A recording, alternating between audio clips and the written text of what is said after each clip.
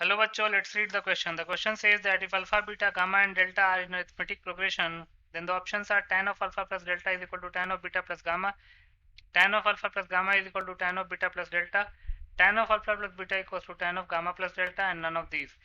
इस क्वेश्चन में alpha beta gamma और डेल्टा एपी में है, तो हमको इन चार ऑप्शन में से करेक्ट ऑप्शन चूज करना है। बहुत ही सिंपल सा क्वेश्चन है। पहले हम की कॉन्सेप्ट लिख लेते हैं। की कॉन्सेप्ट क्या है?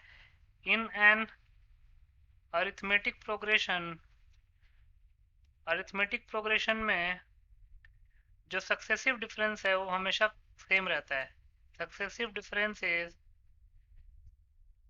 Always same. Successive difference always same होता है।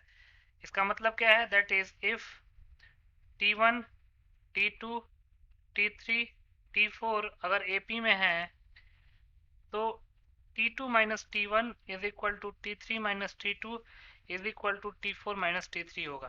सक्सेसिव डिफरेंस का मतलब है कि next term minus previous term. तो इस की कॉन्सेप्ट को यूज करके इस क्वेश्चन को सॉल्व कर लेते हैं। क्वेश्चन में क्या दे रखा है? According to the question alpha beta gamma and delta are in AP. तो यहाँ से हम क्या लिख सकते हैं? Beta minus alpha is equal to gamma minus beta is equal to delta minus gamma. तो यहाँ से दो इक्वेशन बनेंगे। पहला इक्वेशन बनेगा beta minus alpha is equal to gamma minus beta, then gamma minus beta is equal to delta minus gamma, और तीसरा एक और बनेगा beta minus alpha is equal to gamma minus delta. तो सिंप्लीफाई कर लेते हैं। ये हो जाएगा beta plus beta, two beta is equal to gamma plus alpha. यहाँ से आ जाएगा gamma plus gamma, two gamma is equal to delta plus beta, और यहाँ से आ जाएगा, इसको एज इट इज रहने देंगे या फिर इसको ऐसे लिख सकते हैं alpha minus beta is equal to gamma minus delta. अब इसमें दोनों तरफ tan ले लेंगे तो क्या हो जाएगा? tan of two beta is equal to tan of gamma plus alpha. यहाँ पे क्या होगा? tan of two gamma is equal to tan of delta plus beta, और यहाँ पे क्या हो जाएगा? tan of alpha minus beta is equal to tan of gamma minus delta.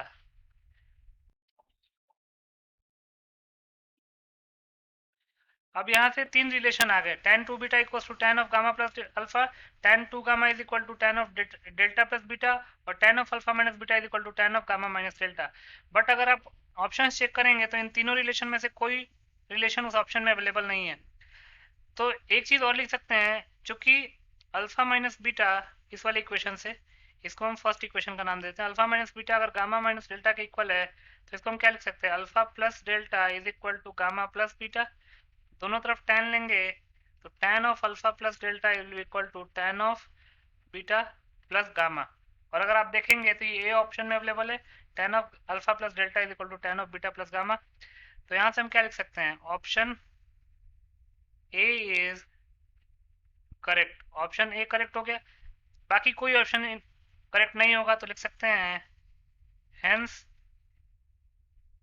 Only option A is correct. तो ए ऑप्शन को टिक कर लेंगे। So option A is your final answer. I hope you understood it well. Best of luck.